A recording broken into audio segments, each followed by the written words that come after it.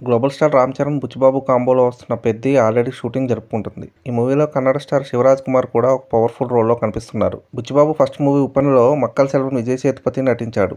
ఆ సినిమాలో శేషారాయణం విలన్తో విజిల్స్ పడేలా చేశాడు విజయ్ సేతుపతి. ఆ సినిమాలో విలన్ రోల్ హిట్ అవడంతో హీరోగా కాకుండా విలన్గానే కొనసాగే ప్రమాదం ఉందని గుర్తించిన విజయ్ సేతుపతి ఇక అలాంటి రోల్స్ చేయకూడదని ఫిక్స్ అయ్యాడు. అందుకే 'మహారాజా ఏస్' అంటూ ఇలా లీడ్ రోల్ సినిమాలే చేస్తూ వచ్చాడు. బుచ్చిబాబు 'పెద్ది' సినిమాలో కూడా విజయ్ సేతుపతిని తీసుకోవాలని ప్రయత్నాలు చేశారట. శేషారాయణం పాత్ర సూపర్ హిట్ అయింది కాబట్టి బుచ్చిబాబు చెప్పిన విజయ్ రోల్కి ఓకే చెప్తాడని అనుకున్నాడట. కానీ 'పెద్ది' సినిమాలో తన రోల్ అంత బాగా లేకపోవడం వల్ల విజయ్ ఆ ఆఫర్ కాదన్నాడట.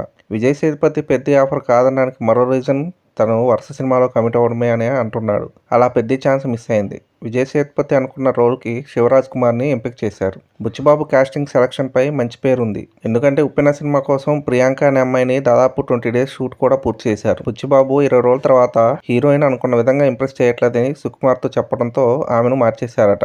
'ఉప్పెన'లో కృతి శెట్టి పరిచయం సినిమాకు ప్లస్ అయింది.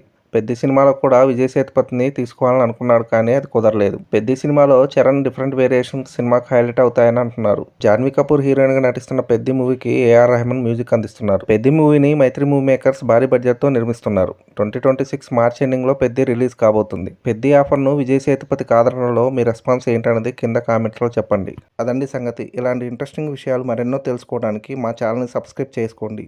మా వీడియోస్కి లైక్ చేసి పక్కనే ఉన్న బెల్ ఐకాన్ క్లిక్ చేయడంతో మా వీడియోస్ మీకు నోటిఫికేషన్ రూపంలో వస్తాయి.